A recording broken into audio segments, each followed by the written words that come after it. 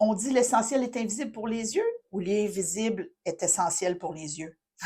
Coucou belle âme lumineuse, je suis heureuse de te retrouver aujourd'hui pour une guidance qui me tient fondamentalement à cœur. Donc, si tu as reconnu la citation que j'ai dit au début de la vidéo, l'essentiel est invisible pour les yeux, tu sais peut-être vers quoi on s'en va aujourd'hui.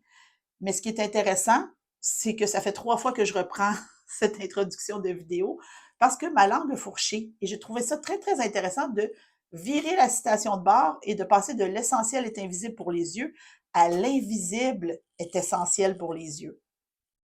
Donc aujourd'hui, je te propose un message de ton enfant intérieur, un message sur cet invisible qui pourrait être essentiel pour toi à découvrir aujourd'hui.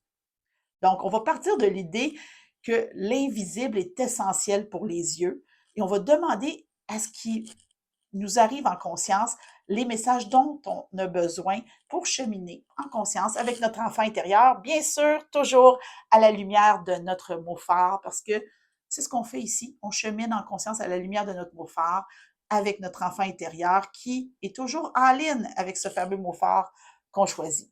Si tu arrives ici et que là, tout d'un coup, tu dis, mais voyons que c'est ça, un mot phare, je t'invite à aller dans la description. J'ai mis le lien de ma gratuité qui s'appelle Prends du pouvoir sur ta vie. C'est ma trousse de départ pour cheminer avec un mot phare. Tu vas comprendre de quoi il s'agit. En gros, un mot phare, c'est un mot qu'on choisit en début d'année ou quand il croise notre route la première fois et qui nous guide jusqu'à la fin de l'année. Ceci étant dit, là, j'entends ton enfant intérieur qui dit Hey, mais c'est à propos de moi aujourd'hui, arrête de parler du mot phare. On en a parlé, c'est fait.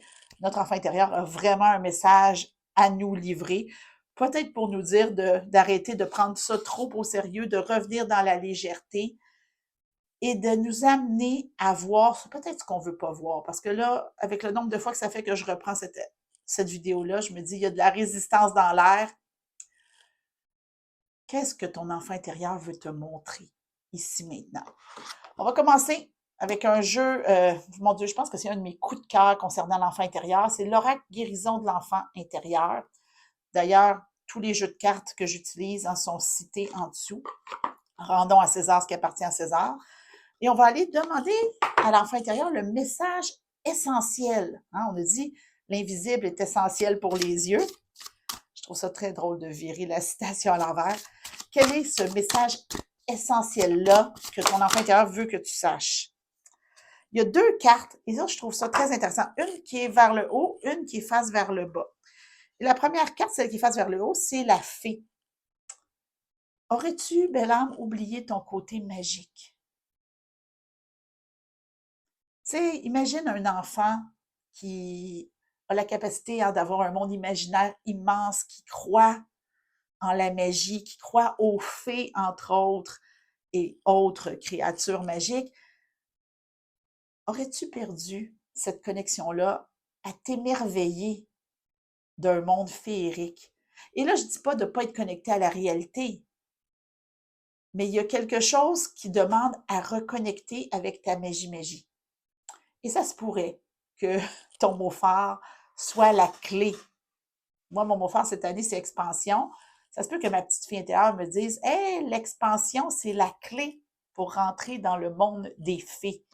Donc, est-ce qu'il y a quelque chose qui t'empêche d'entrer dans ce monde des fées? Et je pense que l'enfant intérieur, avec la deuxième carte, a la réponse.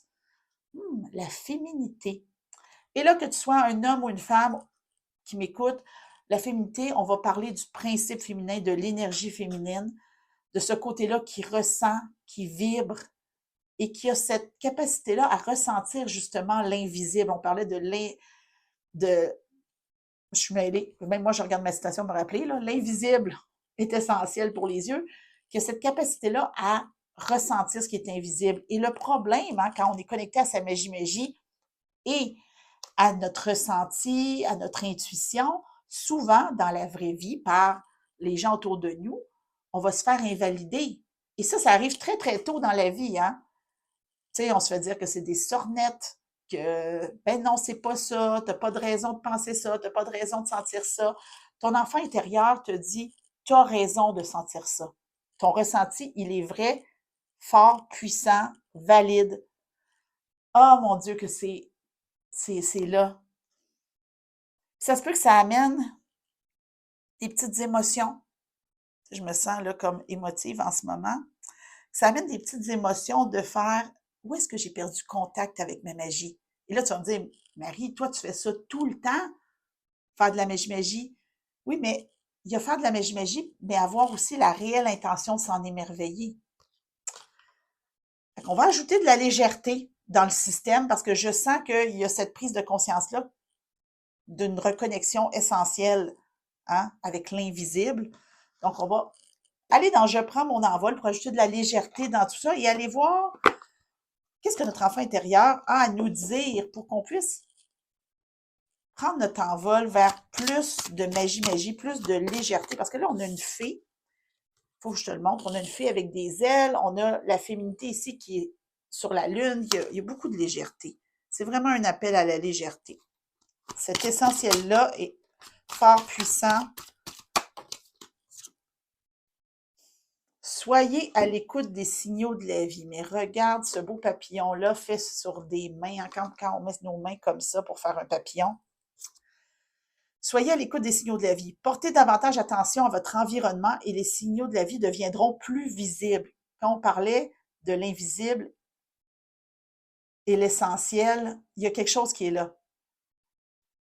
Donc, les signaux de la vie deviendront plus visibles et plus faciles à décoder. Ainsi, vous verrez la voie se dégager devant vous. Donc, cet invisible-là qui est essentiel à voir, c'est tous ces signaux-là que quand on court partout, qu'on est trop sérieux, hein, comme dans Le Petit Prince, là, à un moment donné, on est trop dans notre tête, trop dans l'adulte en nous, on oublie cette connexion-là qui est pourtant si simple, qui est pourtant innée. Et il y a comme un espace où ça a été comme coupé. Vraiment, vraiment. Puis même si tu chemines avec ton enfant intérieur depuis longtemps, comme moi je le fais, ben il y a des moments où on a besoin de se rappeler.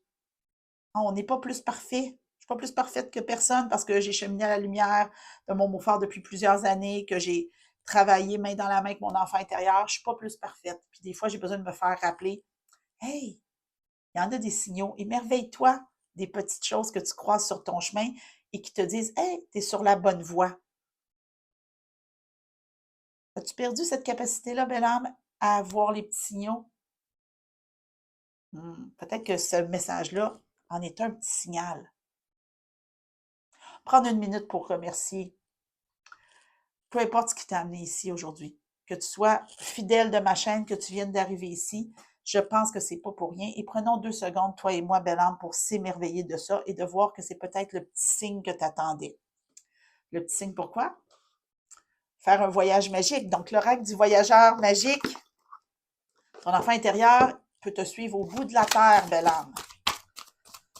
Qu'est-ce que tu as besoin de savoir sur ce voyage magique? Restez concentré, maintenez le cap. À partir du moment où tu te reconnectes avec ce monde féerique, ton ressenti, ta vibration, ce qui te fait vibrer, au moment où j'enregistre cette vidéo-là, on est en 2026, l'année du renouveau spirituel. Reste sur cette voie-là. Engage-toi avec ton enfant intérieur. Engage-toi. Dis-lui que c'est OK, que ça arrive que tu t'éloignes, mais que tu finis toujours par revenir pour garder le cap de ce chemin que tu as choisi de faire, de cheminer en conscience à la lumière de ton beau-frère, d'être présente à toi-même au signe de la vie. Il y a vraiment, ça fait ça comme ça, là, ça fait vraiment un appel à la légèreté, un appel à avoir le droit de vivre ta vie dans ta spiritualité, dans ce que tu crois, dans ce que tu vibres, dans ce que tu sens. Keep going. C'est ça qu'on me dit. Puis c'est pas n'importe quel personnage, là, c'est un grand mage, un magicien qui vient là. Donc, on a vraiment cette énergie-là féminine qui est venue à travers ton enfant intérieur dire, hey, ton ressenti est valide. Puis ton énergie masculine qui fait, hey, garde le cap. Te reconnecter avec ça, continue. Et là, ça me fait penser, belle âme lumineuse, si tu trouves ça un peu challengeant et difficile, j'ai un article pour connecter avec la magie de notre enfant intérieur sur mon blog. Je te mets le lien en dessous. Ça peut faire du bien de venir activer ça à l'intérieur de toi. Puis je donne plein de trucs pour reconnecter avec la magie de ton enfant intérieur. C'est ça que ton enfant intérieur veut que tu vois. C'est c'est plus facile que tu penses. Des fois, on a l'impression que ça va être compliqué, ardu d'être dans notre magie parce que la vie, des fois, c'est difficile. Des fois, mais il y a tellement plein de petits cadeaux, plein de petits signes qui arrivent, même dans le brouhaha. Tu sais, à une certaine époque, ça n'a pas été facile pour moi. Je me souviens, j'en parle souvent, mais j'ai eu un feu dans mon appartement, mais il y a tellement d'aide qui s'est orchestrée autour de moi. Et c'est dans cette mouvance-là, ce chaos-là aussi que j'ai rencontré mon amoureux. La vie est pleine de surprises et c'est ça que ton enfant intérieur veut que tu saches. La vie est pleine de surprises. Reste connecté à l'intention que tu as déposée en début d'année, à ce mot fort. Ouvre ton cœur, ouvre ton âme, vois ce qui est là pour toi. C'est fort, c'est puissant. Et comme on veut continuer d'aller plus loin, on va aller dans Sacred Destiny. Non seulement on part en voyage, mais on va suivre le message du destin. Qu'est-ce que ton enfant intérieur veut te dire? Très fort. Stillness. Ressent. En stillness, il n'y a pas vraiment de mouvement dans stillness, donc c'est intéressant au niveau du destin, au niveau d'aller de l'avant, de rester concentré, de maintenir le cap. Prends le temps de ressentir. Va pas trop vite dans ta vie. Des fois, on veut expédier les choses. On aurait voulu peut-être une carte qui va vite, qui va de l'avant. On dit toujours que le voyage est plus important que la destination. Ce que tu vis en ce moment, ton enfant intérieur est heureuse et heureux de le vivre avec toi. Même si c'est pas facile, même si c'est challengeant. Imagine là, que tu es pris dans quelque chose de pas cool en ce moment. Mais c'est comme si ton enfant intérieur venait te prendre la main et te disait ça va être OK. C'est quelque chose de plus beau, doux et merveilleux qu'un enfant qui vient nous dire ça va être OK. Mais ton enfant intérieur veut jouer ce rôle-là pour toi, veut venir t'amener sa magie, sa capacité à connecter avec le monde des fées, te valider dans ton ressenti d'adulte, de rester focus sur cette intention-là que tu as de vivre une vie pleine, riche, remplie de magie, malgré tous les malgré les défis de la vie. Mais pour ça, il faut que tu te donnes le droit de ressentir, de vibrer, de revenir à l'intérieur de ton cercle de pouvoir. Je te parlais de mon outil gratuit, Prends du pouvoir sur ta vie. Même si tu as déjà un mot fort, tu peux aller la télécharger. Je parle du cercle de pouvoir. Et quand on revient dans son cercle de pouvoir, qu'on revient à l'intérieur de soi, regarde toute la petite magie qui peut tomber comme de la neige. On a tendance à se faire une idée dans notre tête de ce que c'est la magie, mais c'est beaucoup plus simple qu'on pense. Puis tant qu'à tout y est, belle âme, j'ai un article sur mon blog, je suis presque sûre. Des fois, j'oublie les titres de mon blog.